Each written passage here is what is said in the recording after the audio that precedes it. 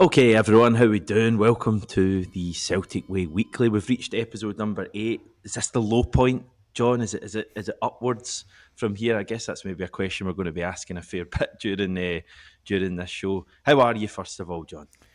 Yeah, I'm good. I hope it's not a low point for the show, but in terms of Celtic, was Sunday the low point? I mean, I think that's what everyone's asking themselves at the moment.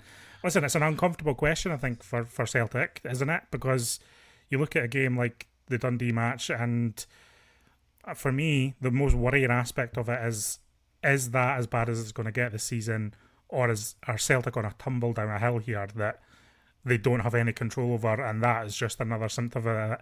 And to be honest, Hamish, I think the reality is for me, there's a lack of evidence supporting that Celtic are going to climb out of a hole anytime soon. And there's a lot of cliff edges coming up where you could see Celtic tumbling off more of. So I'm not particularly happy, I have to say. Like the Celtic thing is obviously, as we all know, the people who live and breathe Celtic on a daily basis. It's never nice when Celtic lose. When Celtic lose and it feels like they're in the midst of a crisis, everything feels a lot worse. So yeah, there's a lot to get into, unfortunately. Because I mean, and this is something that's been said a fair bit since the season that shall not be named. But you know, the amount we have had a lot of comparisons with that season at various points over the last 4 or 5 years. For me, this is a genuine comparison that can be made now. I think in terms of what we're seeing from Celtic, and I think the biggest comparison for me is like a group of players who seem kind of unable to motivate themselves and unable to get themselves out of this hole that they're in. I know we've been in a hole before under Brendan Rodgers, second time round a couple of years ago. Um, but it felt different to me at that point. It felt as if there was Yeah, maybe just other kind of factors going on that were well documented at the time. Brendan Rodgers' return, the post-Ange hangover, etc. And it felt there was always a kind of bit of hope there. Without starting on too much of a bombshell, I struggled to find too much hope here, John. I don't know if you can find any for me. I usually can, Hamish. And you know, over the years when we've talked on these shows and talked together, I've always found myself, and you, to be honest, I've found yourself to be more of an optimist than a pessimist with regard to Celtic. I always put myself in that bracket too. I'm not afraid to say that. But at the moment, when I'm looking at the situation as a whole, it's hard to find any optimism whatsoever. And by that, I mean, when you're talking about that period that Brendan Rodgers went through after his return to the club, it still felt like he was building something. What it looks like now is that Celtic are experiencing this, and ahead only looks like a dead end. Really, the reality of it is it looks like a dead end, and your heart is struggled to see where the shoots and the building blocks are. Brendan Rodgers' perspective is that that is still happening, and that some of the new players that come to the club are still adapting. I think that only takes you so far when the performances and the results show no sign of improvement really at all. And actually, things seem to be getting worse to an extent. So unfortunately, I don't see that. It just, as I say, I see a brick wall ahead, and the brutal honesty of it is, I see that brick wall regardless of kind of what happens from here in terms of Celtic improving results. Celtic could improve results, and I still see a brick wall at the end of the season that is going to be hard for Brendan Rodgers to overcome if he ever wants to stay at Celtic, if he does have any intention at all of signing a new contract, which I know is very much in doubt. And for me, that just colours everything around this, because if you're going through poor results and you're thinking, well, the manager's still building something, the players are bought in and they are striving to reach a point. I don't see that from this team at all. As I say, I see a team who has already reached their peak in the past and are going downhill at a fairly rapid clip. And with some of the challenges ahead, I'm struggling to see where the hope is. And that's, I have to be really honest about that. I wish I could come here and have that sort of hope and kind of communicate that and be able to communicate that. At the moment, I don't have that within me, so it would be disingenuous for me to communicate that hope, and I just don't have it on a day to day basis, unfortunately. Because I think like we've kind of felt like this moment has been coming for a long time. And to be honest, we've kind of, I know for me, Dens Park on Sunday was a low point.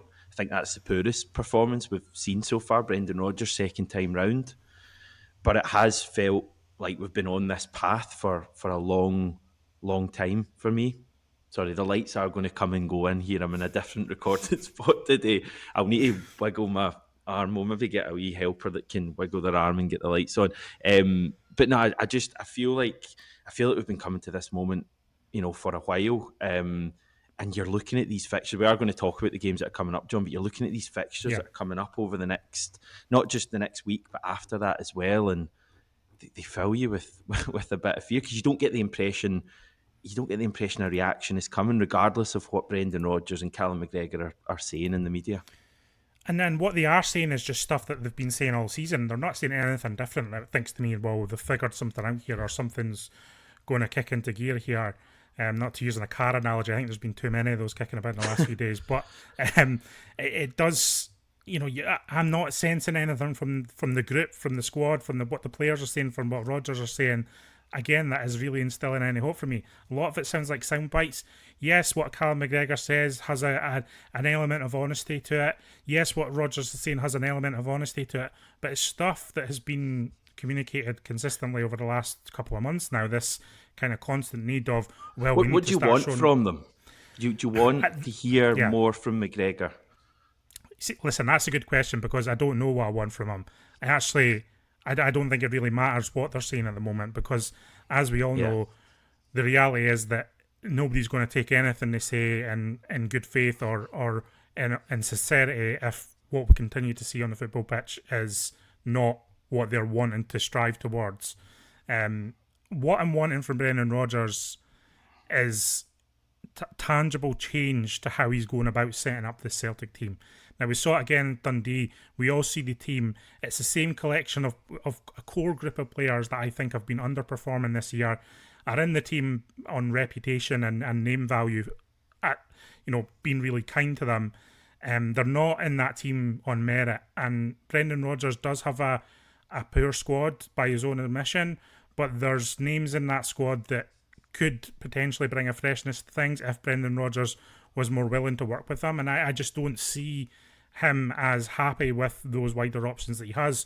He's going back to the well consistently on players who haven't delivered for him as well, notably Yang or Johnny Kenny, and is not getting anything more out of him. I'm not seeing any improvement in Yang to justify another starting spot on the Celtic side. I've not seen any improvement in Johnny Kenny to justify as being a striker who can come off the bench and change a game for Celtic. And so for Brendan Rodgers to go back to figures like that is just perplexing for me. And he needs to take responsibility for that. He says he is taking responsibility for that, and it's him who has to find the answers. But I'm seeing little evidence of him experimenting enough or changing enough to truly say that he is giving some of the players in the wider squad a fair shot, or that he's really trying out any tangible tactical changes that you would think would benefit Celtic, other than the ones he makes at half time, which again, I said on the last time we recorded, seemed a bit panicky when he did it against Braga. I thought it looked panicky again against Dundee, and that's not a situation you really expect Brendan Rodgers to be in. He's not a manager, I think, who has exuded a panicky sense of being before, but that's what I'm seeing from him at the moment.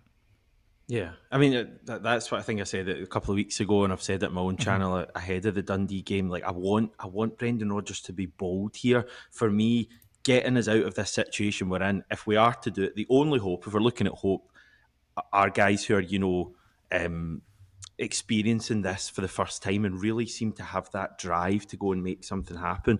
I think we're far too reliant on players who we've have kind of been there and have done it for years, and we need to be getting kind of new guys into the side who, as I say, are experiencing this for the first time. We've got some there. I know there's question marks over some of them, probably all of them, to be honest. To certain degrees, nobody's the perfect answer here, and maybe that's part of Brendan Rodgers' issue, is that he looks at the bench on Sunday, for example, and maybe he sees these guys in training and thinks they're actually not better than what we've got. Guys like Engels, who I want to start, but has arguably not done anything to actually merit starting, because when he comes off the bench, and I take the point that he's only maybe getting 10, 15 minutes here or there, but when you see him off the bench, you don't necessarily think that he has to be starting. But I just think he has to be bold with these decisions. Like when that team came out an hour and a quarter before the game on Sunday, any enthusiasm or excitement I had for the game was drained completely. and I'm guessing you'd have been the same. And Mm-hmm. I know enthusiasm and excitement can only get you so far. Like, you need quality as well. But I even just think to that atmosphere at the Celtic support at Dens Park, what a difference it would have made to maybe see a new midfield in there. Paulo Bernardo, let's see what he can do. For me, starting Balak Wisha, who again has not been Yeah. great so far, but after what he did against Motherwell and Celtic TV talking him up with about 4 interviews during the break, that was a no-brainer to me to start him. But he starts Yang instead. I mean, you are kind of questioning, is he making some kind of point here about the transfer business when guys like Yamada and Jemai Simpson-Pusey, who again might have their own issues, can't even get in the matchday squad? Listen, making a point and stuff I think is valid when the transfer window is open, but like Roger, and as Roger says, that's kind He of in the keeps past saying now. it. It's Yeah, you keep saying it. It's in the past now. It's irrelevant, but you keep seeing signs of Brendan Rodgers just refusing to almost again utilize the tools he works. He keeps saying, "I've got to use the tools that I've got. I've got to use what I've been given." But we're not really seeing any evidence of him No. trying to do that, as far as I'm concerned. And I think you're right. I think, and listen, we talked about this last time when the game against Motherwell, the comeback. It was instigated by the substitutes that came off the bench, and granted, he gave one of them, Benjamin Nigren, a game from the start against Dundee, but he didn't opt to use Arnie Engels. He didn't opt to use Balak Wisha in a meaningful way.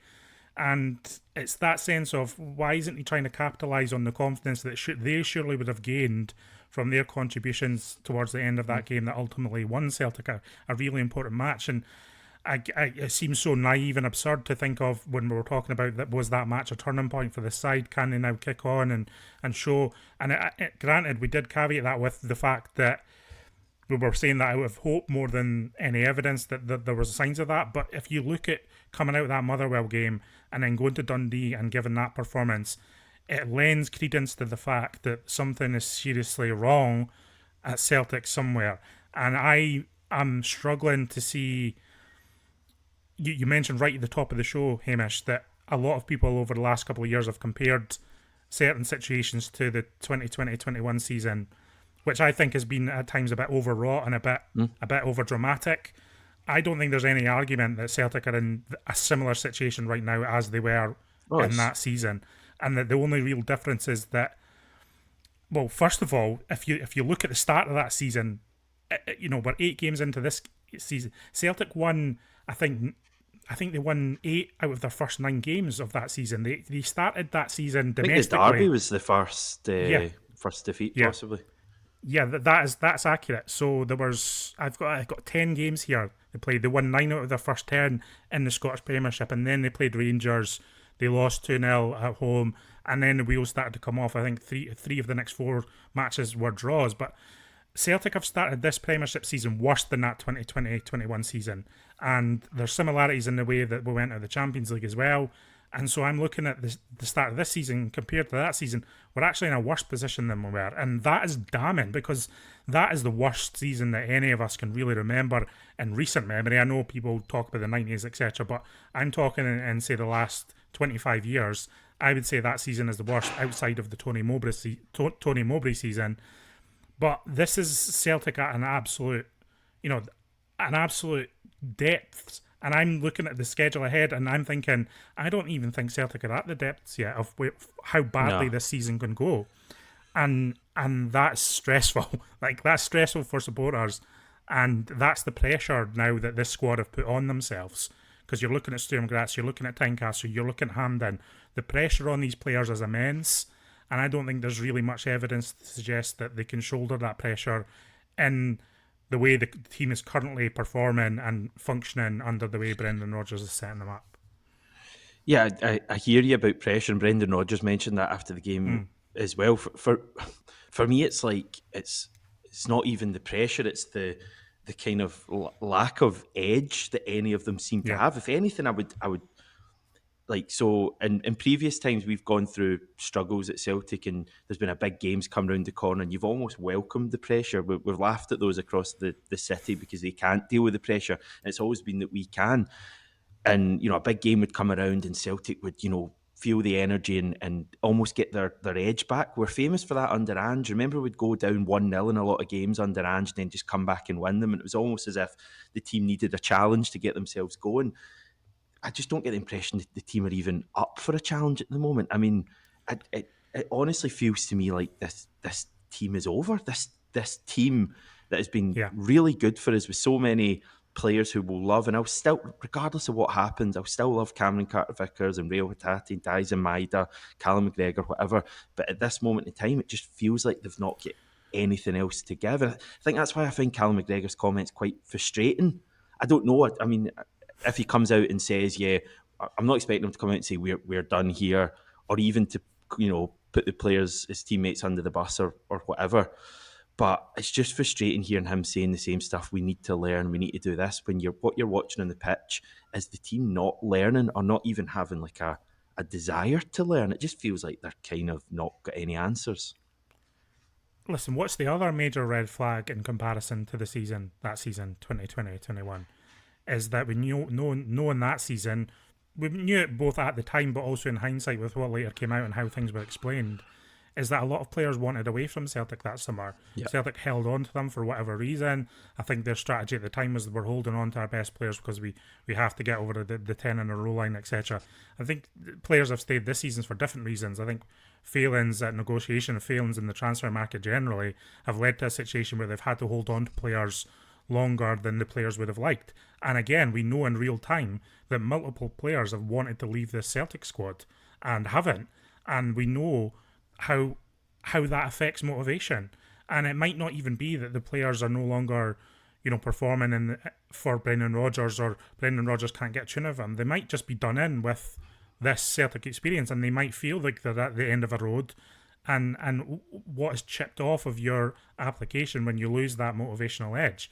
And I don't really think it's a slight on the players or a feeling of their moral character. I think it's just reality, Hamish. Natural, isn't it? These days. Mm-hmm. Yeah, and doesn't make it any better though. Yeah, it doesn't. And so when you, again, it might, some people might be thinking, it's a bit trite to compare this to 2020-21, but I'm seeing very similar red flags both off the pitch but also on the pitch, and I actually think the Celtic's chance creation this year is below those levels as well. So the underlying numbers in comparison to that year also don't reflect well in this current Celtic side, and frankly, I think Celtic are lucky that there's still an element of unknown with regard to Hearts and how they can handle a full campaign, and that Rangers have also started so poorly this season and are behind Celtic, because that wasn't the case in that year, as we know, and ultimately that's what did Celtic in too. And so Celtic are in a position where they can salvage it if they manage to get themselves together, but in my head I'm thinking, how do they salvage it? Because you're just not seeing any evidence that suggests that they can. The only thing that people are clinging on to at the moment, Hamish, is, well, surely Celtic can't get worse. Surely history tells us that at some point Celtic will click into action. But that's all relying on past teams, past glories, past motivation. It's not relying on what we're actually seeing at the moment. Not good. Not good. It's just frustrating because it's so kind of self-inflicted, I guess, as well. Right, okay. Well, I want to just touch on. Well, we've already touched on Brendan Rodgers, but a bit more. I know you've looked at what you think are the three scenarios, the three ways this can go. So talk us through that. Well, when I say I look ahead and there's a brick wall, in a sense of, there's a stopping point for Brendan Rodgers at Celtic, I think that's true regardless of what success has brought this season. And so automatically your thoughts start to turn, well, what does a Celtic without Brendan Rodgers look like?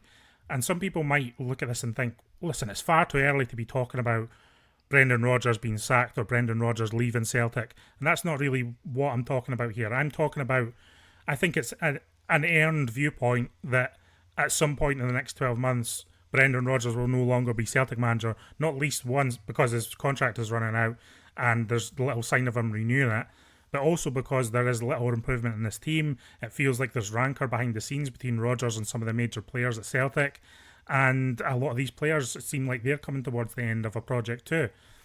So I don't think it's an unfair question to ask. Celtic's future at the moment currently looks Brendan Rodgers-less. For me, it just comes to the point, at what point does he leave Celtic? So again, there's multiple scenarios that can go wrong here. One, the wheels can totally come off here, Hamish, and I don't think this is an unrealistic scenario at all. Celtic could struggle against Sturm Graz, struggle against Hearts, struggle against Rangers at Hampden, struggle in the game against Midtjylland. Suddenly, Celtic are bereft of any forward momentum at all, behind in the league, knocked out of the League Cup, on the brink of being knocked out of the Europa League. At that point, with the knowledge that Brendan Rodgers is coming to the end of his contract anyway, surely the conversation starts to turn, well, Celtic need to start planning for the future now, and what does that look like, and is there any worth in keeping Brendan Rodgers on for the remainder of the season? And I don't think that's an outlandish discussion to be having. From Brendan Rodgers' viewpoint and his supporters' viewpoint, it will be, listen, Brendan Rodgers has earned a lot of goodwill over the years at Celtic, winning trophies and bringing Celtic to heights and getting Celtic through the Champions League last year. You guys are mental because you are talking far too quickly about the prospect of Brendan Rodgers leaving. But as I say, that only goes so far, with the knowledge that in the next year or so, the likelihood is Brendan Rodgers is going to be leaving Celtic anyway. Celtic have to look out for themselves and what the best thing is for Celtic. And I think there's some tough decisions ahead in the short, medium, and long term with regard to Brendan Rodgers and his future at Celtic, based on which way results go over the next wee while. And I think the scenario that Celtic limp on and kind of struggle through and pick up maybe the odd big result here and there, but ultimately don't look convincing, still results in Brendan Rodgers leaving at the end of the season. I think the scenario where Brendan Rodgers signs a new contract, Hamish, is looking increasingly slim. And if you add the fact that this isn't actually just about this season, Celtic have been poor for close to a year now. I can't remember the last time they won what you would dub a big game of consequence. It feels like a long time ago now. Yeah, Leipzig. It feels like a long time ago now, Hamish, and that is in modern football, close to a year is a massive amount of time in football. So this isn't just about Celtic's start to the season, the last few results, losing to Dundee, going out of the Champions League. All those things count, but it's more that Celtic seem to have lost that ability to win a big match of consequence. And ultimately, regardless of what's going on regarding the board and the failure to strengthen the squad, that lands at Brendan Rodgers' feet at some point. And it is a conversation, I think, that's only going to grow unless Celtic have a miraculous turnaround. You know? Yeah, and it could happen. Going back to your early point, the comparisons with the 2021 season, I guess maybe looking for some sort of positive. And I know some people probably even be questioning this at this point, but Brendan Rodgers is a better manager than Neil Lennon. He's got more experience. Maybe he can find a way to stop things going completely off track like they did in the COVID season. So again, you'd have some doubts about that at the moment, given what we've seen, and Brendan Rodgers doesn't seem able to kind of get us back on track, and hasn't done the whole of 2025. I think for me, just in terms of that first scenario, and if things do regress severely and Brendan Rodgers is sacked, my big thing here, and I realise we're jumping ahead a little bit, but that's what we'll do. I'd want Celtic to act pretty quickly with this. I was looking back, and since the kind of the dire John Barnes days, start of the century, we've only actually had two disastrous seasons, which is crazy to say in 25 years, but the Tony Mowbray season and the Neil Lennon COVID season. And we waited and we waited in both of those seasons, and we ended up with caretaker managers coming in to fulfill a series of meaningless matches. And for me, the big thing I'd be looking for here, if things are to regress, is for the club to take action while the season is still alive. Because I don't think we can have a scenario here where we just allow things to get to the point where, there's like real kind of vitriol directed towards Brendan Rodgers, and then we end up with like John Kennedy seeing out, as I say, a series of meaningless matches. I don't think that's in anyone's best interest. So, and I'm hoping this obviously doesn't happen. The ideal scenario here for me is that we do turn it around, we win the league, Brendan Rodgers maybe leaves at the end of the season with a reputation of being a domestic winner. If that's not going to happen, and I have real doubts as we've covered with these big games coming up, I think Sturm Graz, will beat us. Possibly we get a draw. I think Hearts will beat us at Tynecastle. And I think the Cup semi is a 50-50 game. If those results go badly and we lose two or even all three of those games, I'm looking for Celtic to take action during the next international break, do it properly, and get a a new manager in who can give us excitement back. I don't think we can have a scenario where this just drags on and on and on to the point where we just kind of throw away this season and then end up with a caretaker in charge to see out the season. So that's, in terms of scenario one, that's what I want: decisive action. Having said all that, though, there's not a chance Dermot Desmond is Yeah, sacking Brendan Rodgers in 6 days.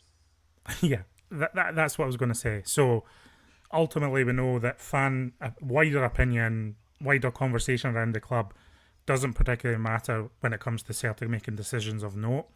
And so, if there is a chorus of calls for Brendan Rodgers to depart Celtic over the next 6 weeks or so, I don't think that will be enough for Celtic to sever that relationship, because, as we know, Dermot Desmond is the be all and end all in this situation. I fully believe that if the rest of the Celtic non-executive directors and Michael Nicholson and Chris Mackay all wanted Brendan Rodgers to leave, but that Brendan Rodgers didn't. Dermot Desmond didn't want Brendan Rodgers to leave.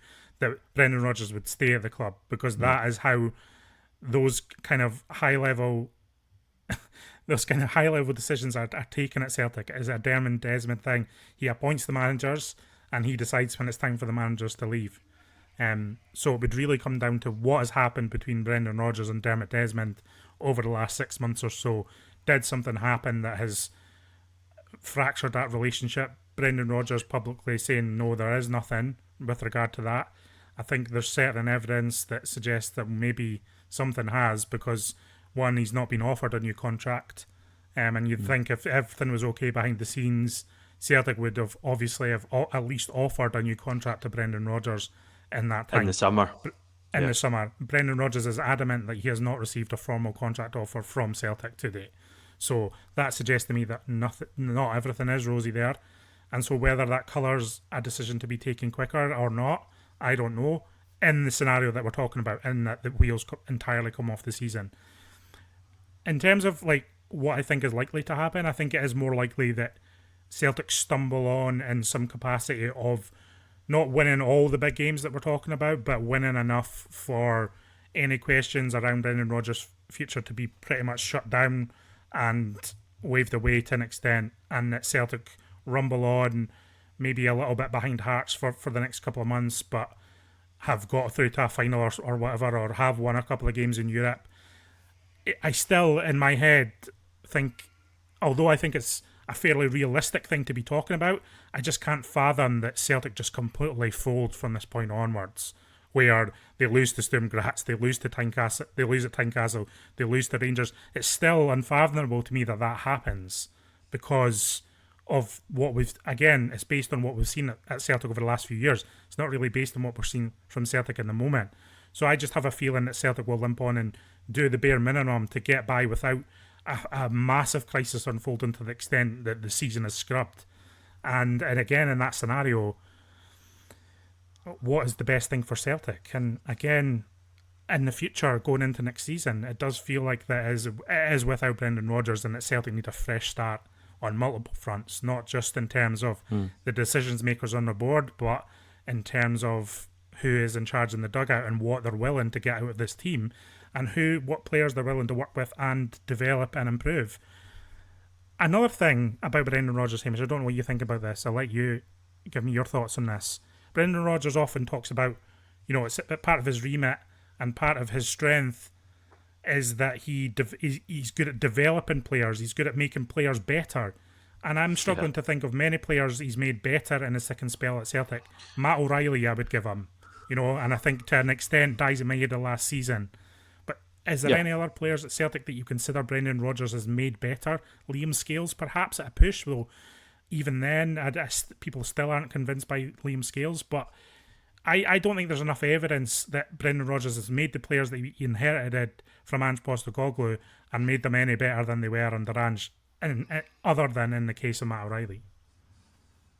Yeah, I mean, you're getting no arguments from me. I certainly can't think of, and that's what we say. Like one of the big issues I have with this team at the moment is we're still so reliant on Ange players, and we're 2 and a bit years on now from Ange leaving us, and I know there's some Brendan Rodgers signings in there, but a lot of them he doesn't seem to trust, and a lot of them it's it's very early days and they've kind of only been put into the team because we have no other options. Guys like Tenecti and Iheanacho, who I think have shown good things so far, but the reason they've been catapulted right into the team is because we've not really got many other options. But certainly the players that we still rely on, the vast majority of them, I think, are either Ange players or are kind of players from even before that. Guys like McGregor and Tierney and James Forrest, who we still kind of seem to rely on at times. So, God, it's just a bit of a mess. I mean, the point you make about what happens, next year at the end of the season, I think we're going to be looking for a new manager at some stage, as you say, and there's just there's so much at the club that's needing changed as well. There was a line from the collective statement they put out last week that I just thought summed things up really well, and they launched this Not Another Penny initiative, and I think they're looking at potentially making fans kind of more aware of that at an upcoming home game. But they spoke about all the things that are not right at the club at the moment, and it reads, so for too long, the Celtic board has taken supporters for granted. They are responsible for repeated failures in Europe, an archaic transfer strategy, a collection of non-executive directors who have grossly outstayed their welcome, inflated ticket prices, unfair distribution, a neglected stadium, a stale atmosphere, a non-existent fan engagement model, an underperforming academy, an underfunded women's team, and a pitch unfit for playing football the Celtic way. So, like, the problems at Celtic are vast, and I thought that was put really well. But a new manager next year gives us excitement, but it doesn't change all that stuff. I mean, the work needing done in virtually every aspect of the club is remarkable. But do you think what's going on with Brendan Rodgers at the moment will take any of the spotlight away from the board? I think for an element of the sport, undoubtedly. I think we're already seeing that. I think you're already seeing a lot of the conversation shift towards the wider pitches at Celtic to, well, Brendan Rodgers has a team capable enough to beat Dundee, for example, and that comparisons to Honda Civics and Ferraris are absurd when you're playing a team that was assembled for a low six-figure fee in totality. And I think there's merit to that argument. I do think there's merit. I do think that it's also true that the wider conversation, the wider strategy of the club has negatively impacted the squad and the team this year. And I would just say again, I think there's a number of players within that Celtic squad that do not want to be at Celtic. And I think that's a failing of Celtic structurally and a failing of the key decision makers of the club. And I think that goes beyond Brendan Rodgers. But the reason we're talking about Brendan Rodgers so much today is because inevitably over time he's put himself in the spotlight because regardless of whether you think what he's saying is true or not, he is also right in the sense of it doesn't really matter right now. The complaints about the summer are over. The conversation has shifted on, and Celtic are being beaten and putting in performances against teams that, frankly, the players at the club should be good enough to overcome. And Brendan Rodgers should have enough ability and enough about him as a manager to have the flexibility and the adaptability to make these players function to a much better degree in the Scottish Premiership, at least, if not the Europa League, to be more functional than Hearts and, in fact, have a better attacking output than, more than half the other teams in the league, which at the moment there's about half the league has scored more goals than Celtic. So then that argument is hard to deny too. And so, but I do think you're right. I think the conversation shifts from the board to the manager, and I think that's a natural part of results being poor. But listen, Hamish, everything you mentioned and this merchandise boycott and everything else, the Not Another Penny thing, it's been in the post for so long. How often have I talked about the merchandise income coming into Celtic and the money that's generated by Celtic supporters and saying, Celtic, you're sitting on a golden goose here. If you don't take care of it, you're going to feel the ramifications of it. And now they're feeling the ramifications of it. And it doesn't please me to know that I was right about that, because this is a crisis that has been leading to this point for much longer than the transfer window. This has been building for actually since the season that we were discussing earlier. All of the problems that supporters had in that season were never really addressed by Celtic in any meaningful way. And again, a few years later, when results start to go bad on the pitch again, naturally those arguments and those hostilities are going to come to the fore again. And so, while I do think the conversation shifts to Rodgers more, I don't think the role of the people in power at Celtic should be forgotten. But that doesn't. Again, it doesn't excuse Rodgers, does it, Hamish? It doesn't excuse Rodgers at all when you're watching Celtic put in a performance like that against Dundee, against a team, and in a venue that Celtic haven't lost in for 37 years. That's absurd. Yeah. Just on the Not Another Penny initiative, so if Yeah, anyone's missed this, basically the Celtic Fans Collective committing to no more merchandise purchases, that's the main bit, but also no more food and drink at Celtic Park, no more stadium tours, bars, restaurants, club run events, basically nothing beyond a match ticket. As I understand it, they are clearly not expecting 100% take up here.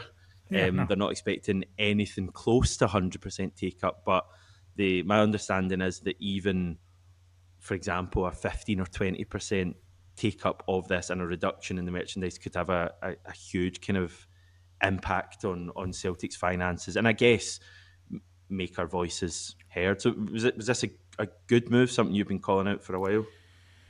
I don't know if I'd characterise it as a good move because I think it harms the club, and I Yeah. think I've been fairly consistent in the sense of any action that harms the clubs will at some point have an impact on the football at some stage. The income coming into the club is important. And so while I don't think it's necessarily a good thing, I think it was an inevitable thing because I think the feelings of the wider support are obviously more than me and have a more strength than my personal feelings. I did think it was inevitable at some point the conversation starts to turn to Celtic fans' desire to put money into the club based on this disconnection with the strategy of the club, and then also the attitude of Celtic being so dismissive towards that disconnect. I think what it is for me, Hamish, is that when you're a public limited company, when Celtic they're a PLC and they've got a board that is made up and serves that interest, they are a business at the ultimately end of the day, and the fact that Celtic have such a passionate, hardcore fan base, that conflict is natural. And that conflict's there's always going to be a conflict between the hardcore of the Celtic support and the PLC Celtic board. That's just a natural thing. You're never going to get complete harmony there. So then what it comes down to is how Celtic communicate and also include supporters in the strategy. And over time, I think they've just been so dismissive that conflict has become a thing that impacts Celtic to the degree that we're seeing now. I think if they had a better attitude or had a more worthwhile attempt to including fans in some of the decision making, I think we wouldn't have got to this point. So that is on the board, and they didn't show the leadership in that sense. So, I don't necessarily think it's a good thing. I think it was an inevitable thing. Your piece you wrote on the Celtic Way website and the fan advisory board was quite interesting because I've something I've heard you say and other people saying, and I wasn't actually too aware of what it was. So I'll do your job for you and tell you that people should definitely read that because it kind of explained what it was and examples of Liverpool and your kind of main takeaway here was that this can't just be for show, something that Celtic just put forward to appease fans. It needs to be meaningful. If it happens. There was a government review. There was a government review of how football clubs treat their supporters, and the government review basically determined that not enough is done to in terms of fan engagement and in terms of connecting businesses and football clubs, multi-million pound organisations, and connecting them with the community that serves them, basically. And essentially, as a result of that, rather than wait for crazy laws to be passed, the Premier League shows some sort of initiative and set up a fan engagement charter that all clubs have to kind of sign up to and effectively show that they're taking fan engagement seriously. Now, what a fan advisory board and how it differs to how Celtic currently operate is effectively that someone on the Celtic board, one of the non-executive directors, is in charge of overseeing the deployment and the methods and build the structure around a fan advisory board and what that looks like. And I think that's a really important thing because without that accountability, it's something that can be almost hand waved away as Celtic say, oh, well, we're trying to engage fans more. Well, what are you actually doing? Who is accountable for that? Who's the champion of that within Celtic? I've often said that part of the problem Celtic have in some of these initiatives that we've discussed over the years is there's no real champions of change within Celtic. It's all seems to be a bit of a cover yourself culture of competing against different departments within Celtic, even Yeah. rather than really champion projects that someone is passionate about. So Celtic needs someone on that board who is like a fan engagement expert. Second of all, what the best fan advisory boards do is they have the chair of that fan advisory board in the room with the with the Celtic board when decisions regarding fan facing projects and decisions are made, and have them in the room when those decisions are being made, which I think would be a very valuable perspective to Celtic and the Celtic board. Now, they might argue we're all Celtic fans on the Celtic board, but it's not the same. It's not the same, and I think they need that conduit. And so those two things, at least, I think would help with regard to. I've seen a lot of complaints about ticket banding and ticket pricing and all that. I've seen a lot of complaints about the stadium and the match going experience reducing it drastically over the last 5 years or so. I've seen a lot of complaints in recent years on how Celtic handle their ticket allocations for away games and things of that nature, and just all the other kind of communication and strategy things. I mean, one of the things that came out of that meeting between the collective and the Celtic board was this idea that they'd at some point heard Paul Tisdale at one of these fan forum events, and you go on and you look at the fan forum meeting minutes, and there's a bullet point of everything Paul Tisdale talked about, and it's basically a bullet point of every point that Celtic fan are interested in knowing about. And Paul Tisdale spoke at that meeting to about 40 people, but nobody else has heard Paul Tisdale speak on these matters. Nobody else has seen the detail of what he's talking about in terms of the football department strategy. Stuff like that, I think, can be solved if Celtic have a more meaningful relationship with a formal fan advisory board that genuinely attempts to put across a fan perspective to the board on a consistent basis, a more consistent basis than is there now. So I think that would be an important step. Again, with all these things, with everything, I'm seeing a lot of complaints around the collective in that they're not solving exactly what I want them to solve. They're not doing exactly what I want them to do, and kind of missing the point of all of this and determining success of the collective and their goals based on the individual wants and needs of. And that's not really what it's about. It's about, first of all, building momentum on a unified collective that is at least talking about some of the issues that Celtic fans care about, and also doing that in a way that will get Celtic's attention. So it's just, I think there's a lot of individualism on display and criticism of the collective at the moment, and I think we just need time to let that develop. And I know criticism of the collective is valid. I'm not saying nobody should be criticising them. I'm just saying I think this still needs a bit. This is still in such the early stages of something developing that it just needs a little bit of time for everyone to get their heads round of how this can meaningfully impact Celtic. And it's difficult I think, for the collective at the moment. I'm seeing a lot of criticism of them at the moment, and I think it's going to be hard to overcome that. And it's going to be hard when they do take actions like we saw against Dundee with the balls on the pitch, where people will disagree with that naturally, because supporters don't like to see games being delayed. They don't like seeing Kasper Schmeichel annoyed at having to throw balls off a pitch, etc.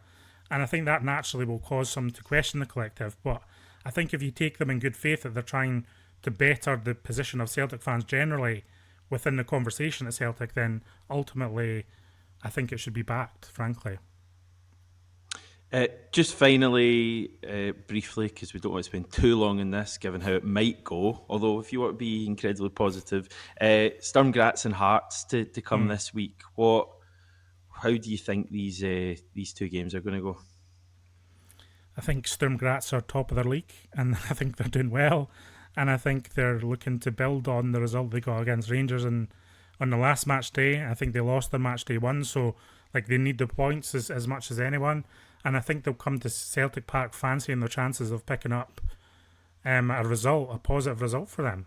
A draw, a win, I don't know. I don't see why they should fear Celtic at the moment, and the fact that they're flying high in Austria above RB Salzburg, etc. I know RB Salzburg maybe aren't as good as they have been in previous years, but they're still a good team. And Sturm Graz are a team that we have to take very seriously. I mean, I would be surprised if they're any less a team than Braga, for example. And Braga did an absolute job on Celtic. Yeah. Right. Yeah. Because I was kind of under the impression Braga would maybe be a step ahead of them, but maybe similar level. And as you say, Braga it was quite a kind of straightforward game plan, wasn't it? Kind of let us beat ourselves with some of the mistakes we made. I feel more confident for Sturm Graz than I do Hearts. I think I think Hearts on Sunday's just a tough game. I mean, can't I can't remember many occasions where we'll have been underdogs, and I'm including games against Rangers in that. It's a weird kind of scenario where I don't think anyone would disagree that Hearts are pretty big favourites for this game on Sunday. Yeah, I'm trying to. I'm trying to wonder whether that is true in my head or not. Whether they're favourites, I'm not. I'm not sure if it is. What I know is, if anyone is a betting person, I know you'll get very good value on Sturm Graz and Hearts this week, because I know the bookmakers will base Celtic's chances on history rather than what we're seeing in the current Standing, moment. Yeah, and yeah, I would hazard to say that in the bookmakers' eyes, Celtics Hearts maybe won't be heavy favourites on Sunday, but I think in the perception of fans, they certainly are. So I understand what you're saying. I mean, I'm still looking at it and I'm still thinking these. Maybe not the Hearts game. I think that's a disservice to Hearts to say it's a winnable game on Sunday, given the current state Celtic are in. But Celtic need to be up for that game. If Celtic are not up for the game against Hearts at Tynecastle, I think it's. I think serious questions have to be asked of where is Brendan Rodgers taking his team? Like, is he capable of getting anything out of this team, or is he just we need completely done? changes. I Mm-hmm. mean, we need. I mean, for the Storm Graz, first of all, obviously, we need changes to that lineup. I mean, that lineup can't come out and we see that same midfield and we see Ralston and Yang and I think there's even question marks over Cameron Carter Vickers, which is a mad thing to There say, is. but I Mm-hmm. wouldn't be unhappy if Dane Murray was starting on Thursday night, for example. Like, even if it's just to, if it's possible to get a reaction out of these guys and then maybe you bed them back in. I remember we did that with Kyogo. I think Brendan did it with Kyogo a few years ago and got a bit of a reaction. But I think after Sunday, he's making a fool of himself if that same team goes out, given how they performed on Sunday. The way Carter Vickers loses his man for that first Dundee goal was dreadful stuff for a Hmm. defender. And I know he'd been across the world, but he didn't play for United States. It wasn't like he was fatigued in that sense. It's not like he's. I just thought he looked miles off it at times against Dundee, and it's hard to say that about Cameron Carter Vickers because if you look at it, he's been one of Celtic's most consistent players for Yeah. years. But as I said earlier in the show, I do feel like some players are being picked in the moment in that team based on reputation and what they've done at Celtic previously, rather than based on what they're actually doing at Celtic right now. And I agree. I think use some of the fresh names or some of the hunger within the squad because some of these players may be more limited, but they will give everything to prove themselves at Celtic and prove themselves as worthy of playing in a Celtic shirt. And I just think that kind of motivation has gone over Cameron Carter Vickers' head at the moment, gone over Ray Otati's head. And listen, they might be that might get put to them and they would laugh that out of the room and say that's not true, my motivation is high as ever. But something's missing. Something's missing, and I think Brendan Rodgers needs to acknowledge that and admit that to himself that something's missing in this core group of players. And I think you're right. I think if he just keeps doing the same thing, I think Brendan Rodgers' position becomes less and less credible, and everything he's saying becomes less and less credible, because it's just not happening. And I think you're right to be worried about Hearts on Sunday, Hamish. I don't think you're wrong with that. But what I'm saying is that if you are right and it does play out like that, then I think serious problems are at Celtic at depths again that are far below what we've just seen on Sunday. You would think a 2-0 defeat to Dundee is the lowest Celtic get this season, but I have really bad feelings about this game at Tynecastle, and I have bad feelings about Sturm Graz. I have bad feelings about Hampden. And it's not about who we're playing, Hamish. It's about Celtic, isn't it? It's about how bad Celtic are right now. Yes, John, you're probably right to have those feelings, but who knows? It might be the week that we get things going. You never know. It's we keep saying it, but it's a huge week, and we need some sort of reaction from everyone. To be honest, everyone concerned. Right, going to head off now, everyone. Yes. Thanks once again for tuning in, and yeah, we'll be back pretty soon. Hopefully, after a better Celtic result or a few Celtic results, but I don't think anything is a given at the moment. Please get involved in the comments. If you're optimistic about things, I know some of you will be out there. Please let us know as well. We love to hear a And wide range of opinions. yeah, and let us know. I think what I want to hear from supporters is what do they want Celtic to look like in the eventuality that Brendan Rodgers leaves Celtic at some point over the next 12 months, what do you want this team to be? What kind of manager would you like to see at Celtic? And again, people might think it's too soon for these conversations, but I don't, because Brendan Rodgers hasn't signed a new contract and his contract is up at the end of the season. At some point, Celtic need to reckon with what is the future of Celtic beyond Brendan Rodgers, because I think we're heading towards that point, regardless of how the season pans out. And I want to hear from people, supporters, what they want the Celtic team to look like, what they want the structure of Celtic to look like if Brendan Rodgers is no longer here. Is it a head coach situation? Is it a sporting director thing?